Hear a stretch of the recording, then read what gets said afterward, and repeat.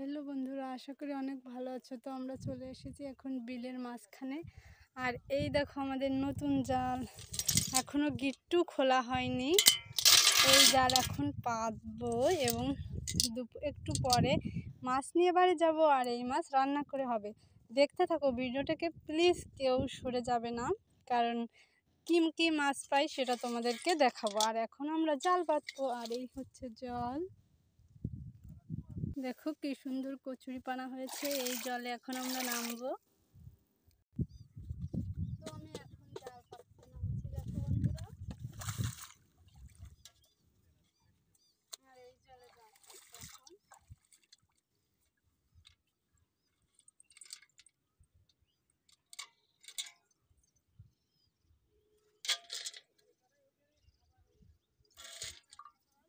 বন্ধ কর।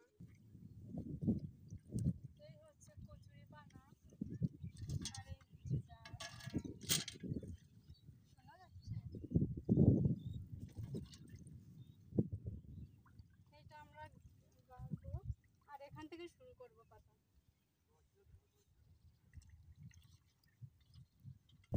হুম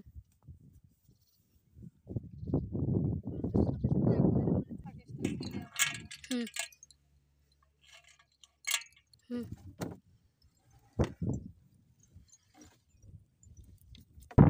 আমরা এখন জাল পাততে এসেছি। আর জাল পাতে দেখো কি মেঘ হয়েছে আকাশে, এক্ষুনি মনে হয় বৃষ্টি পড়বে। ওই দেখো একটা সামনে বগ উঠছে। বৃষ্টি তো হবে না, মনে হয় ঝড় হবে। একটা কথা আছে না, বগ উঠলে ঝড় হয়। চারিদিকে অনেক সুন্দর লাগছে এখন ওয়েদারটা। চারিদিকে শুধু জল আর জল আর জল। আর দেখছো প্রচন্ড ঢেউ। বন্ধ কর। বৃষ্টি পড়বে কিন্তু এখনো আমাদের জল পাতা শেষ হয়নি। অনেক মেঘ হয়েছে বন্ধুরা। ওই দেখো আর একটা নৌকা, আর ওই যে উনি নৌকা চালিয়ে নিয়ে যাবে। দেখো কত মেঘ হয়েছে, এখনই মনে হয় বৃষ্টি পড়বে। আর আমাদের জাল পাতা এখনো শেষ হয়নি।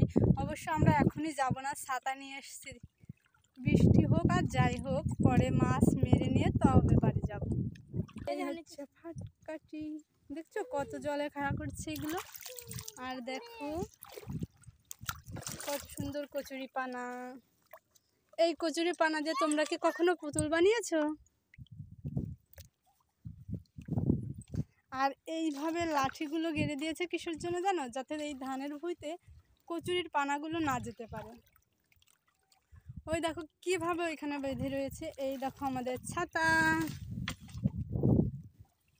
আর এই দেখো বন্ধুরা, এইভাবে কচুরির পানাগুলো আটকে আছে। এই ধানের ভুঁইতে যেতে পারবে না। আর ধানের ভুঁর মাঝখানে দেখতে পাচ্ছ না ফাটকাটি গাড়া, এটা এইগুলো গাড়া যাতে কোনো পাখি এসে বসতে পারে, ধানের কোনো ক্ষতি না করতে পারে। তো বন্ধুরা, ফাইনালি আমাদের তোমরা ভিডিওটা দেখতে থাকো। আমরা যখন মাছ পাই তখন তোমাদের দেখাবো কি মাছ পেয়েছি। এই কচুরির পানা দিয়ে আমি একটা পুতুল বানাবো আর সেটা তোমাদেরকে দেখাবো। এইটা দেখো, আমরা ছোটবেলায় অনেক খেলেছি এইগুলো দিয়ে পুতুল বানিয়ে।